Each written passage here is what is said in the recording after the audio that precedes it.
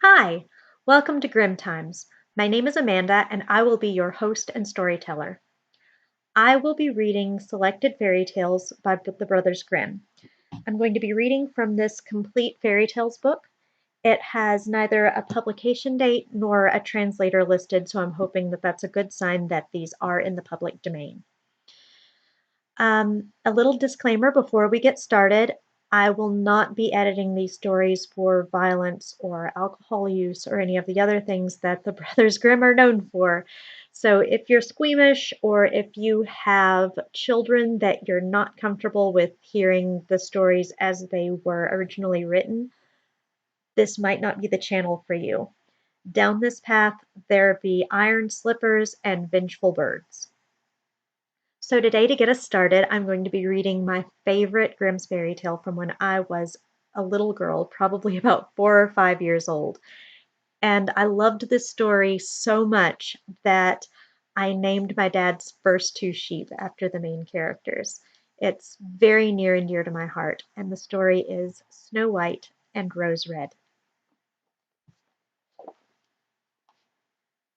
There was once a poor widow who lived in a lonely cottage. In front of the cottage was a garden where stood two rose trees, one of which bore white and the other red roses.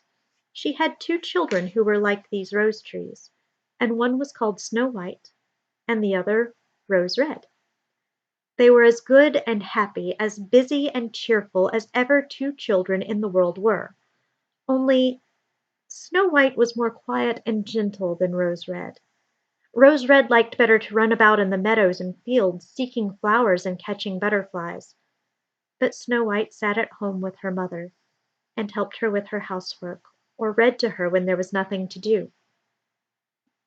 The two children were so fond of each other that they always held each other by the hand when they went out together, and when Snow White said, "We will not leave each other," Rose Red answered, "Never so long as we live."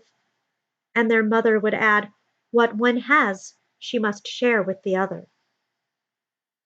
They often ran about in the forest alone and gathered red berries, and no beast did them any harm, but came close to them trustfully. The little hare would eat a cabbage leaf out of their hands, the roe grazed by their side, the stag leapt merrily by them, and the birds sat still upon the boughs and sang whatever they knew. No mishap overtook them. If they had stayed too late in the forest and night came on, they laid themselves down near one another upon the moss, and slept until morning came, and their mother knew this, and had no distress on their account. Once, when they had spent the night in the wood, and the dawn had roused them, they saw a beautiful child in a shining white dress sitting near the bed. He got up and looked quite kindly at them, but said nothing, and went away in the forest. And when they looked round they found that they had been sleeping quite close to a precipice, and would certainly have fallen in it in the darkness if they had gone only a few paces forward. And their mother told them that it must have been the angel who watches over good children. Snow White and Rose Red kept their mother's little cottage so neat that it was a pleasure to look inside it. In the summer, Rose Red took care of the house, and every morning laid a wreath of flowers by her mother's bed before she awoke, in which was a rose from each tree. In the winter, Snow White lit the fire and hung the kettle on the hob. The kettle was of copper and shone like gold, so brightly was it polished. In the evening, when the snowflakes fell, the mother said, "Go, Snow White, and bolt the door." And then they sat round the hearth, and the mother took her spectacles and read aloud of a large book, and the two girls listened as they sat and spun. And close by them lay a lamb upon the floor, and behind them upon a perch sat a white dove, with its head hidden beneath its wing. One evening, as they were thus sitting comfortably together, some one knocked on the door as if he wished to be let in. The mother said, "Quick, Rose Red, open the door. It must be a traveller who is seeking shelter." Rose Red went and pushed back the bolt, thinking that it was a poor man, but it was not. It was a black bear that stretched his broad black head within the door. Rose Red screamed and sprang back. The lamb bleated, the dove fluttered, and Snow White hid herself behind her mother's bed. But the bear began to speak, and said, "Do not be afraid. I will do you no harm. I am half frozen and only want to warm myself a little beside you." "Poor bear," said the mother, "lie down by the fire. Only take care that you do not burn your coat." Then she cried, "Snow White, Rose Red, come out. The bear will do you no harm. He means well." So they both came out, and by the lamb and the dove came nearer, and were not afraid of him. The bear said, "Here, children, knock the snow out of my coat a little." So they brought the broom and swept the bear's hide clean. And he stretched himself by the fire and growled contentedly and comfortably. It was not long before they grew quite at home, and played tricks with their clumsy guest. They tugged his hair with their hands, and put their feet upon his back and rolled him about, or they took a hazel switch and beat him, and when he growled they laughed. But the bear took it all in good part, only when they were too rough he called out, "Leave me alive, children! Snowy White, Rosy Red, will you beat your lover dead?"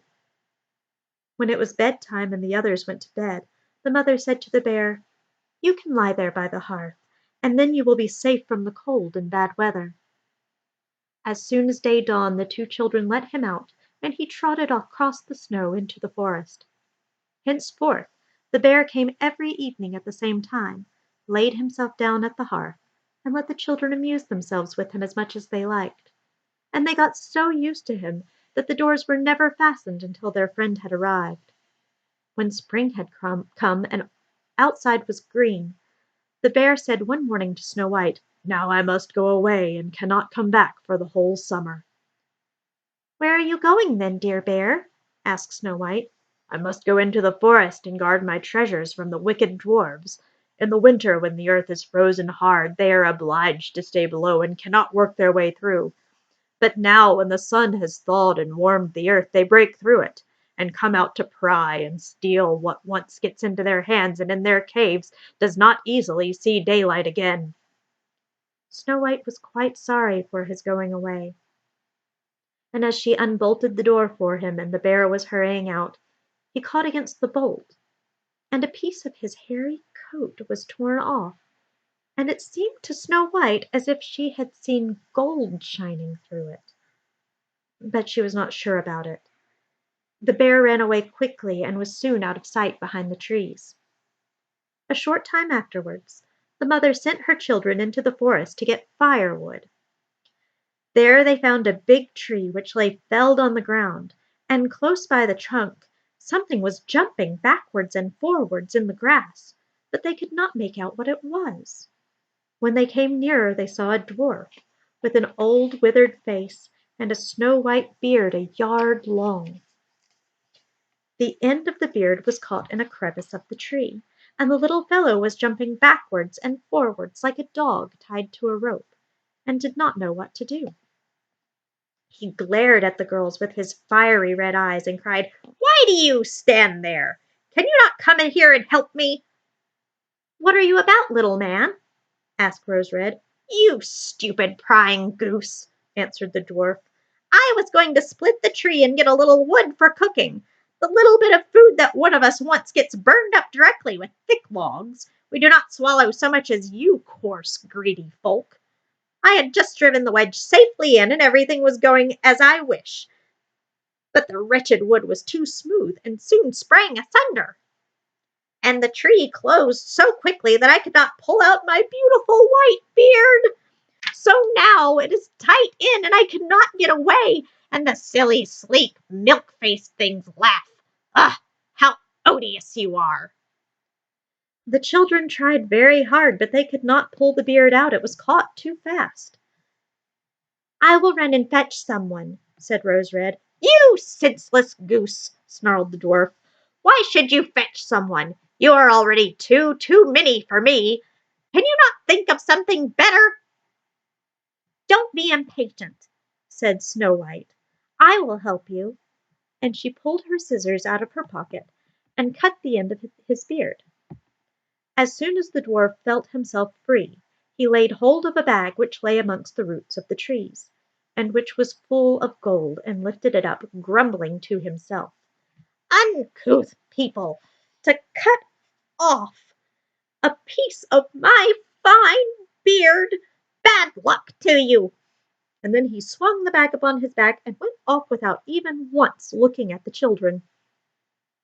Some time after that, Snow White and Rose Red went to catch a dish of fish. As they came near the brook, they saw something like a grasshopper jumping towards the water as if it were going to leap in. They ran to it and found it was the dwarf. "Where are you going?" said Rose Red. "You surely don't want to get in the water." "I am not such a fool," cried the dwarf. "Don't you see that accursed fish wants to pull me in?" The little man had been sitting there fishing, and, unluckily, the wind had twisted his beard with the fishing line. Just then a big fish bit, and the feeble creature had not the strength to pull it out. The fish kept the upper hand and pulled the dwarf towards him. He held on to all the reeds and rushes, but it was of little good. He was forced to follow the movements of the fish, and was in urgent danger of being dragged into the water. The girls came just in time. They held him fast and tried to free his beard from the line, but all in vain. Beard and line were entangled fast together. Nothing was left but to bring out the scissors and cut the beard, whereby a small part of it was lost. When the dwarf saw that, he screamed out, "Is that civil, you toadstool, to disfigure one's face? Was it not enough to clip off the end of my beard? Now you've cut off the best part of it. I cannot let myself be seen by my people. I wish you had been made to rend the soles of your shoes off." Then he took out a sack of pearls which lay in the rushes, and without saying a word more, he dragged it away and disappeared behind a stone. It happened that soon afterward the mother sent the two children to town to buy needles and thread and laces and ribbon. The road led them across a heath upon which huge pieces of rock lay strewn here and there. Now they noticed a large bird hovering in the air, flying slowly round and round above them. It sank lower and lower, and at last settled near a rock not far off. Directly afterwards they heard a loud, piteous cry. They ran up and saw with horror that the eagle had seized their old acquaintance, the dwarf, and was going to carry him off.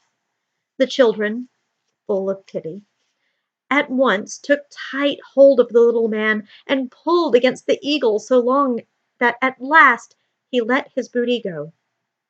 As soon as the dwarf had recovered from his fright, he cried with that shrill voice, "Could you not have done it more carefully? You dragged at my brown coat so that it's all torn and full of holes, you helpless, clumsy creatures." Then he took up his sack full of precious stones, slipped away again under the rock into his hole. The girls, who by this time were used to his thanklessness, went on their way and did their business in town.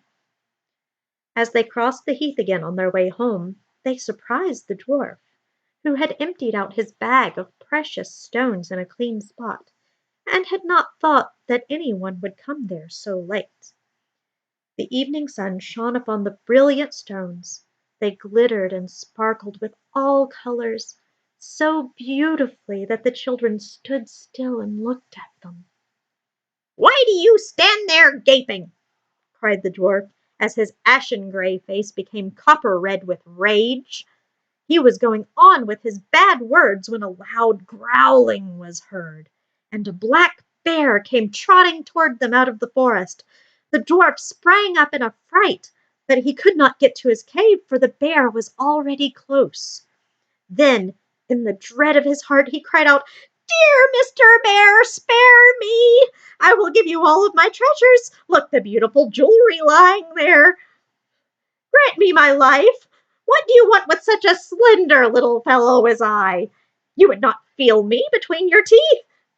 Come, take these two wicked girls. They are tender morsels for you, fat as young quails. For mercy's sake, eat them!" The bear took no heed of his words, but gave the wicked creature a single blow with his paw, and the dwarf did not move again. The girls had run away, but the bear called out to them, "Snow White and Rose Red, do not be afraid. Wait, I will come with you." Then they knew his voice and waited, and when he came up to them, suddenly his bearskin fell off, and he stood there, a handsome man clothed all in gold. "I am a king's son," he said, "and I was bewitched by that wicked dwarf, who had stolen my treasures. I have had to run about the forest as a savage bear until I was freed by his death. Now he has got his well-deserved punishment." Snow White was married to him, and Rose Red to his brother, and they divided between them the great treasure which the dwarf had gathered together in his cave. Their old mother lived peacefully and happily with her children for many years. She took her 2 rose trees with her, and they stood before her window, and every year bore the most beautiful roses, white and red. The end. I hope that you enjoyed today's story. Please like and subscribe if you'd like to see more. I am willing to take requests for any other Grimm's fairy tales or other folk and fairy tales you would want me to read.